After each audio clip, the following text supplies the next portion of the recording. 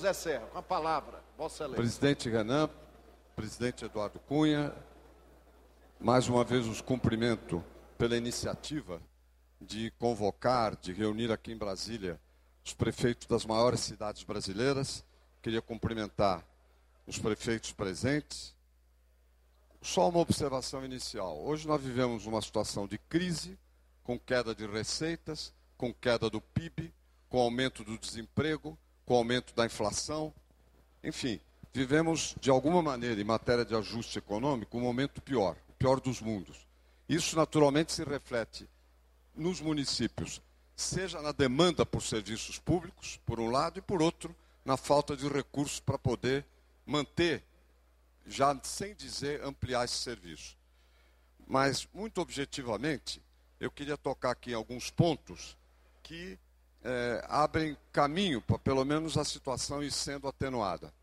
O primeiro é em relação ao ISS, que é o principal imposto municipal.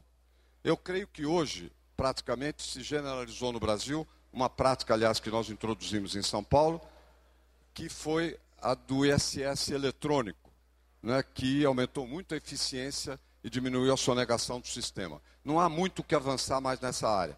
Mas há três questões em relação ao ISS. Primeiro, guerra fiscal. O que acontece? A guerra fiscal entre municípios, presidente Renan, diminui o agregado da arrecadação do ISS. Já há projetos rolando no Congresso. Qual é a minha proposta? Que se um município vizinho cobra o ISS de 1,5%, que o município de origem possa cobrar a diferença. Por exemplo, grandes bancos, tem grandes bancos em São Paulo que instalam o leasing no município vizinho, que não cobra nada. Em vez de pagar 5, paga 1. Muito bem, que o município grande possa cobrar a diferença. Essa é uma medida importantíssima. Queria dizer ao presidente Renan e ao presidente Eduardo Cunha. Importantíssima, que pode ser transformada em lei pelo Congresso, tenho certeza, terá um apoio generalizado. O outro ponto em relação ao ISS é a atualização da lista, que também está rolando no Congresso. Se eu não me engano, já passou pelo Senado e está na Câmara. Por exemplo, introduzindo itens que não estão na área de informática, na área de softwares, e mesmo em relação a aluguéis. Portanto, essa questão da lista, presidente Eduardo Cunha, se não me equivoco, está na Câmara.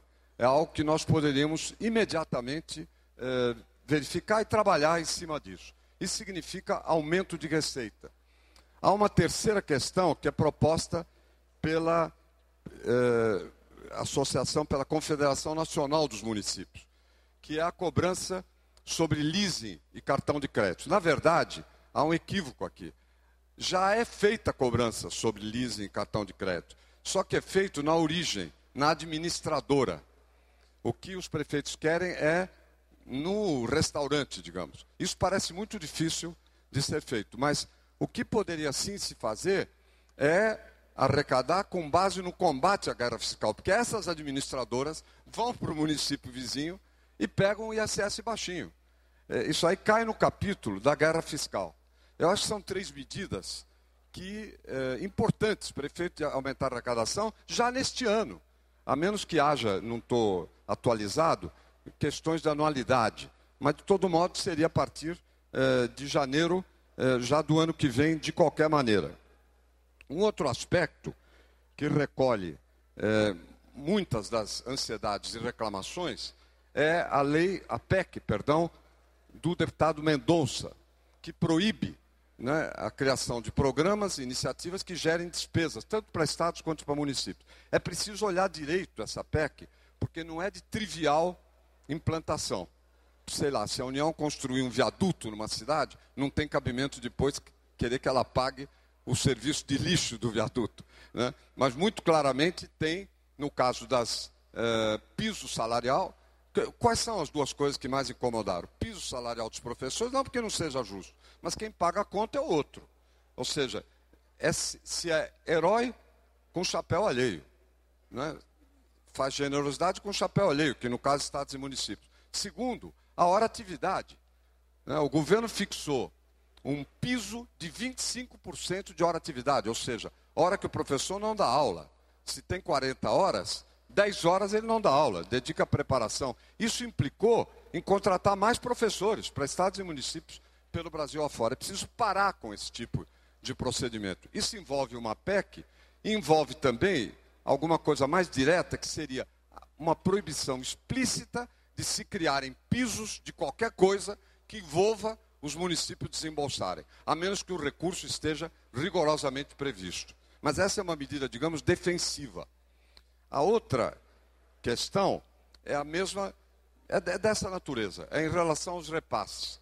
Por exemplo, UPA, que é até um programa trivial. A UPA não é a salvação da lavoura médica, nem nada parecido. Mas o governo federal veio oferecendo o prédio e o custeio, 80% por conta dos municípios, dos prefeitos, que não tem dinheiro para manter. PSF, Programa de Saúde da Família, caiu muito a participação. Eu me lembro de quando estava no Ministério para agora.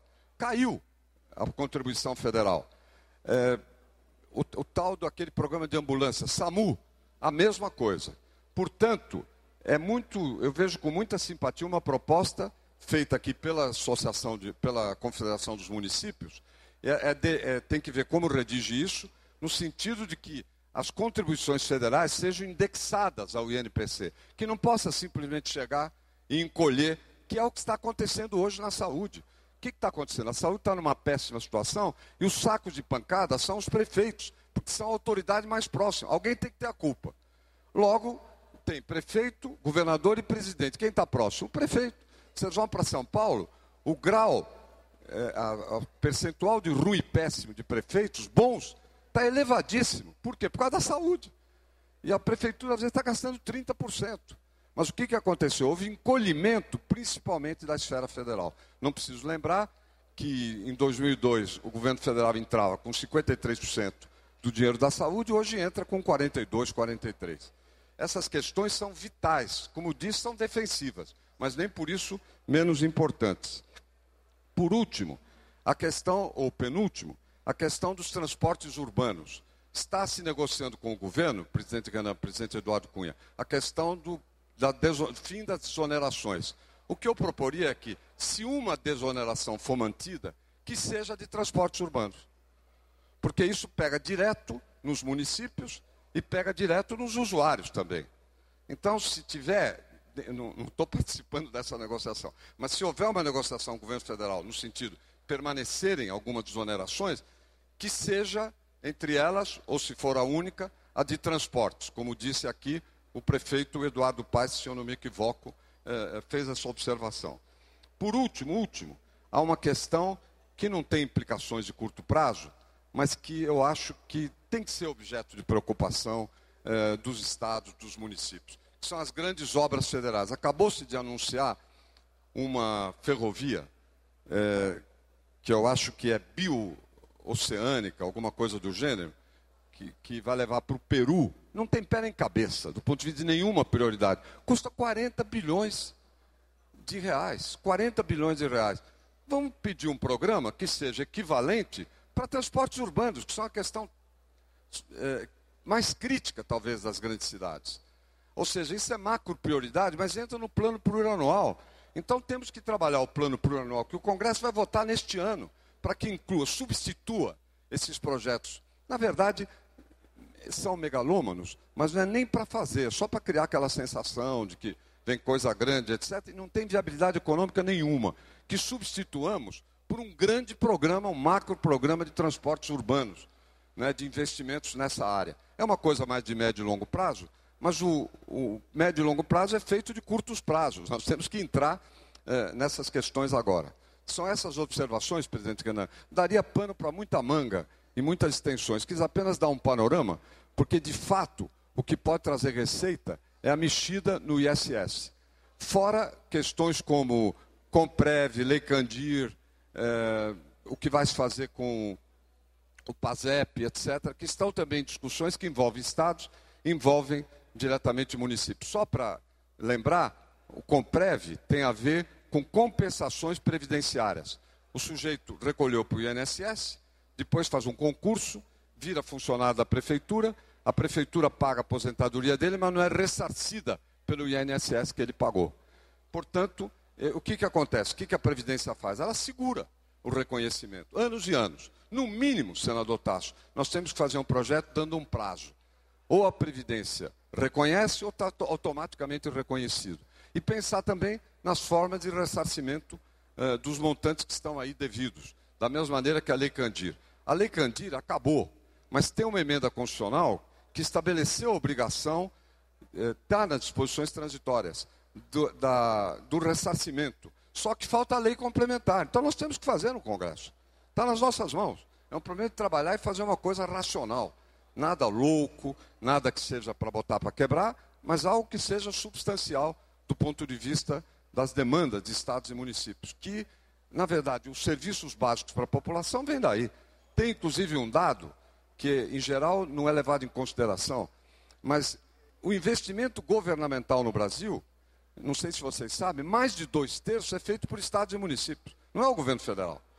Então, a falta de recursos, inclusive, derruba o investimento nas áreas que são mais essenciais para o padrão de vida da sofrida população das grandes cidades. Era isso, meus presidentes. Muito obrigado. Estamos à disposição para poder costurar e trabalhar melhor essas ideias, seja individualmente, seja no âmbito das nossas comissões do Pacto na Câmara e no Senado. Muito obrigado.